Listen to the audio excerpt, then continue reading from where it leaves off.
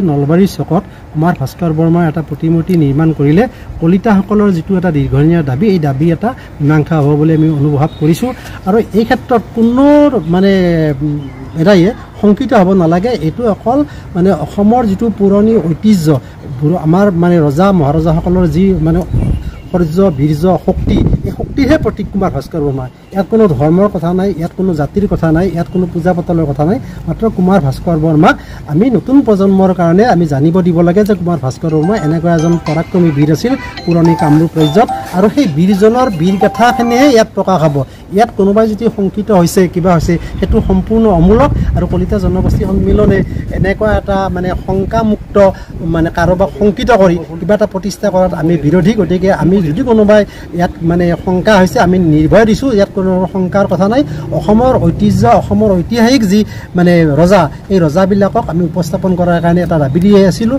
এইটো দাবীটো পূৰণ কৰাৰ কাৰণে বৰ্তমানৰ বিজেপি চৰকাৰ তথা নলবাৰী সমষ্টিৰ বিধায়ক তথা জ্যেষ্ঠ মন্ত্ৰী জয়ন্ত মল্ল বৰুৱাই এটা পদক্ষেপ লৈছে। এই চাইগতে আমি মুখ্যমন্ত্ৰী আৰু মুখ্যমন্ত্ৰী ডক্টৰ হিমন্ত বিশ্ব শৰ্মা আৰু নলবাৰী সমষ্টিৰ বিধায়ক তথা জ্যেষ্ঠ মন্ত্ৰী আমাৰ জয়ন্ত মল্ল বৰুৱাক আমি ধন্যবাদ জনাইছোঁ। আৰু এই মূৰ্তিটো অচিৰেই মানে আনুষ্ঠানিকতা পাব লাগে আৰু এই ক্ষেত্ৰত কলিতা জনগোষ্ঠীয়ে নহয় অসমৰ প্ৰত্যেকটো নলবাৰী অঞ্চলত থকা প্ৰত্যেকটো জাতি জনগোষ্ঠীকে সেই উদ্বোধনী অনুষ্ঠানটোত নিমন্ত্ৰণ দিব লাগে আৰু আমি আমাৰ ফালৰ পৰাও নিমন্ত্ৰণ দিম আৰু চৰকাৰী ফালৰ পৰা সকলোকে নিমন্ত্ৰণ দিব লাগে। আৰু ইয়াত কোনো সংখ্যা কোনো দল বা কোনো সংগঠনে শংকিত হোৱাৰ কোনো কথা নাই। কোনো কৰি এজন আমি মছজিদ মানে আমি ইয়াত কুমাৰ ভাস্কৰ বৰ্মাহে এটা প্ৰতিমূৰ্তি হ'ব।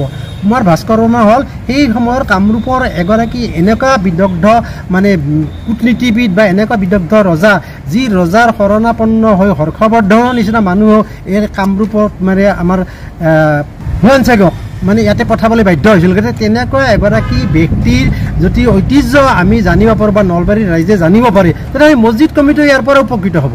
আমাৰ মতে মছজিদ কমিটি ইয়াৰ পৰা উপকৃত হ'ব যে কি আছিল আমাৰ কামৰূপৰ মানে ইতিহাস আৰু আমাৰ যিটো সমন্বয় এই সমন্বয় অনাটো হৈছে কুমাৰ ভাস্কৰ বৰ্মা প্ৰতিমূৰ্তি স্থাপন কৰাৰ মূল উদ্দেশ্য। কোনো সমস্যা নহয়, কিন্তু তেখেতসকলে অলপ শংকিত কৰিছে। তেখেতসকলে আমাক মছজিদ কমিটি এখন এপ্লিকেশ্যনো দিছিলে আমাক কলিতা জনগোষ্ঠীক আলপান জনগোষ্ঠীক। তেখেতসকলে কৈছিল যে জেগাটো অলপ সা সলনি কৰিব পাৰি নেকি। তেতিয়া আমিও কৈছিলোঁ যে আমি আলোচনা কৰি চাওঁ।